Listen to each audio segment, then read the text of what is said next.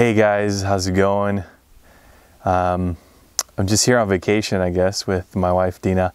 She's behind the camera, you guys can say hi to her. But I said, hey, since we didn't meet this Friday, I thought maybe we can talk about some stuff, and maybe I want to share with you guys a few things, or maybe a thought that I was studying and I was learning here this weekend.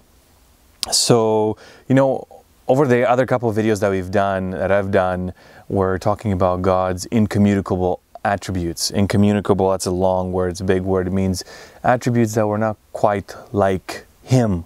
You know, we can kind of imitate those, like His independence. I guess we are independent, but we are dependent on other things. His, you know, His omnipresence, He's present everywhere. We kind of can be present in different places, telephone, Skyping, whatever you want to call it, but we can't really take any of those attributes and apply them to ourselves. Today I was reading about such attributes called the communicable attributes of God. And that describes God in some attributes of Him that we can somehow imitate a little bit more than the other ones. And one that really kind of spoke to me, and I want to hopefully share with you, is His attribute of knowledge. God knows everything. So they actually, the term that people describe it is His Omniscience. But more than that, I just want to explain to you a little bit about what that is.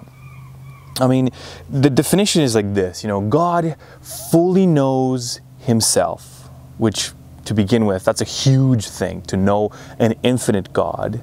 So He fully knows Himself, that nobody in this planet can ever do that, none of His creation.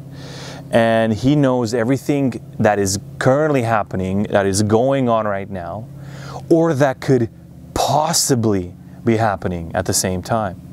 So He knows all the possibilities of every single little action that could ever happen. And that could be, I mean, imagine, think of the wind just blowing, or the blades of grass, or the trees in what direction. He knows absolutely everything and what could possibly happen as well. And it's, you know what? The definition is that He knows it in a simple act. Like, He doesn't have to really think about it. He doesn't have to be like, oh yeah, I didn't think about that thought for a while. How many rocks are on the sand on the beach, or how many grains of sand there are, or how many hairs is on, I don't know, Flavius's head. It's simple for Him. It's very absolutely simple.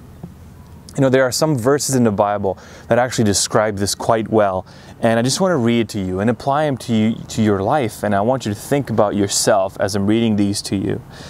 O Lord, You have searched me and known me. You know when I sit down and when I rise up. You discern my thoughts from afar. You know when I sit down, when I get up.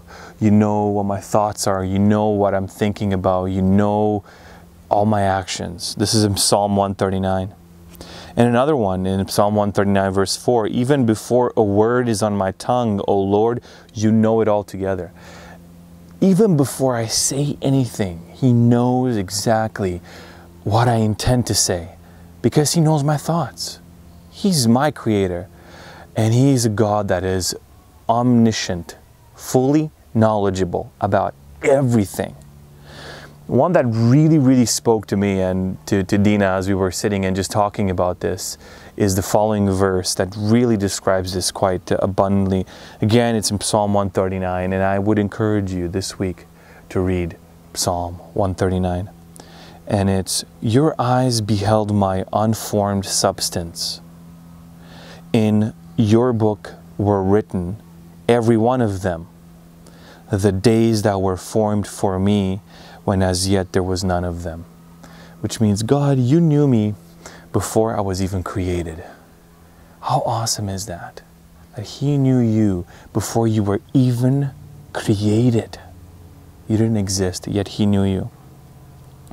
You know, I just have a few questions that you can ask yourself. I mean, if it's something that is quite awesome. Let me ask you these questions. When should you try to hide your thoughts and deeds from God? When should you do that? Of course, the answer is never. You should never try to do that. Why? What's the reasoning behind it? It's because you can't. He knows all of them. the question goes on and says, how is the answer to this question a blessing for your life? You know how it's a blessing for my life? That I can come to Him and say, God, I'm sorry for my sins, and my sin does not come as a surprise to you. It's not like, oh, I sprung it up on you. And I don't want to come to you because I don't want to face you, because I don't want you to know about my sin. You can't do that. It's just really awesome that we have a God like this.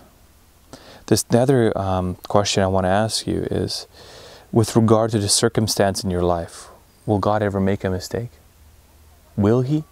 I mean, wherever you are right now in your life, whether you're at school, you know, you're in high school, maybe you're done high school, maybe you've done other things in your life that you're maybe not proud of, or you're struggling with some issues in your life, be it sin, or be it sickness, or be it insecurities, or whatever that may be.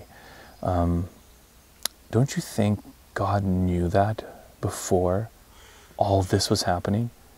I mean, really think about that for a second. It's a very encouraging word for me to know that God, in His omniscience and His perfect knowledge, today, He knew you were going to be here watching this video and thinking about Him. He planned this out since the creation of the universe. How does that make you feel?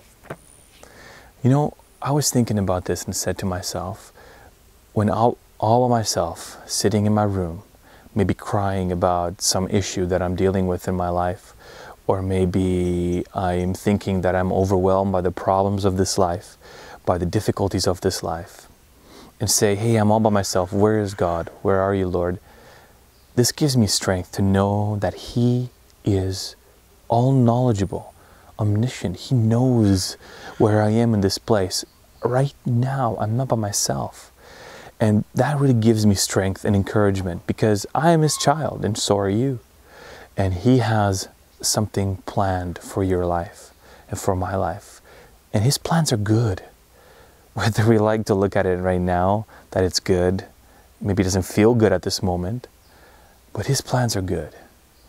So God's omniscience, we have a little bit of that in ourselves. We can have knowledge, but He knows absolutely everything that is, could possibly be. And it's easy for Him. It's easy, it's simple. He doesn't have to think about it. So my encouragement to you today is to take Psalm 139, read it, and pray to God, and thank Him that He knows everything about you. He knows all your thoughts, and you're not alone. He's not a stranger to your thoughts. Thanks a lot. Hope to see you guys on Sunday. Bye.